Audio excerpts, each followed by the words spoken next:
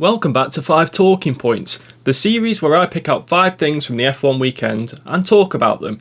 F1 was back in Monaco after a 2-year absence, with many anticipating another battle at the front between Max Verstappen and Lewis Hamilton.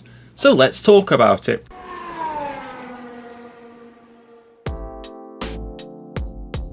There was a lot of hype heading into qualifying as it looked like Ferrari had the pace to challenge at the head of the field, and fans of the Scuderia were not disappointed as Charles Leclerc and Carlos Sainz set the pace in Q1 and Q2 along with Verstappen and Bottas. But Q3 is where it showed the most. After the first runs, Leclerc led the way from Verstappen, Bottas and Sainz, and Leclerc would confirm his pole position after the final push laps by hopping over the curb at the swimming pool chicane and crashing into the wall. There were concerns that he may lose his pole position because of a gearbox change, but after checking it over twice, Ferrari found no issues and he was cleared to start on pole.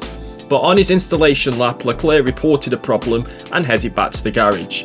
Unfortunately for him and Ferrari, it was a drive shaft issue which could not be fixed before the race, and therefore Leclerc was unable to start the race, continuing his run of not finishing a single race in Monaco.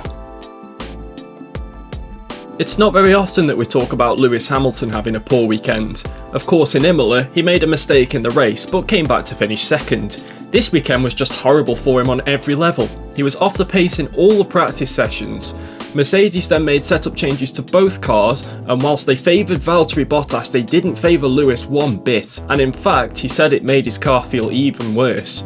Hamilton qualified 7th, the first time he's qualified outside the top 6 since Germany in 2018, and the first time he started outside the top 6 without a car issue since Brazil 2017, where he crashed in Q1. The race didn't go much better either. Hamilton finished 7th, which is where he started, but effectively lost 2 positions after being overcut by Sebastian Vettel and Sergio Perez in the pit stops. Hamilton also spent the entire race stuck behind the AlphaTauri of Pierre Gasly. Overall, a very difficult weekend for the world champion, who has now lost the championship lead to Max Verstappen. There's something I always say: when it goes wrong for Mercedes, it goes wrong. Or to put it better when speaking, it goes catastrophically wrong. The Mercedes team is like a machine. When working, it doesn't put a foot wrong, but when a gremlin gets in the system, it malfunctions in a major way, nothing in between. To be fair to them, today's events were mostly at no fault of their own. Valtteri Bottas had to retire from the race after his front right tyre got stuck to his car. It wasn't because the wheel guns didn't work or it was misplaced, it was as simple as they couldn't get it off, and eventually ruined the rim beyond repair. The only mistake the team seemed to make was with Lewis Hamilton's strategy. After pitting before Pierre Gasly and not gaining the position, Hamilton complains that he'd been saving his tyres so that he could pit after Gasly, but the team brought him in before Gasly. As stated earlier, he then lost positions to Vettel and Perez, but that was through their respective teams' good strategy and the driver's pace, not through fault of Hamilton or Mercedes. Well, that was nice to see, wasn't it? Of course you don't want to see drivers retiring or crashing, but the absence of Charles Leclerc and Valtteri Bottas allowed Lando Norris and Carlos Sainz to finish on the podium along with Max Verstappen. For Sainz, it was his 3rd podium in F1 and his 1st for Ferrari.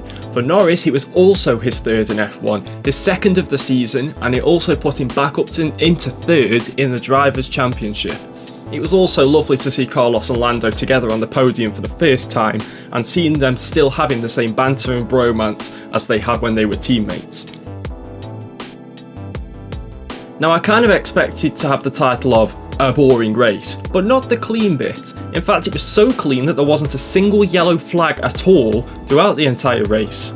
There were 3 black and white flags given out to Lando Norris, Nikita Mazepin and Yuki Tsunoda for exceeding track limits, but nothing more. And because of this, it meant only a few on-track overtakes took place throughout the whole race, and they were all at the start. So that is it for this edition of 5 Talking Points. If you guys enjoyed it, make sure to hit that like button down below. Subscribe if you like what you see and you want to see more, and if you don't want to miss a video, hit that little bell next to the subscribe button and you will get a notification whenever I upload. I will also leave a link to my latest video on my main channel, which is where I play with the F1 cars in Rocket League. Until next time, thanks so much for watching.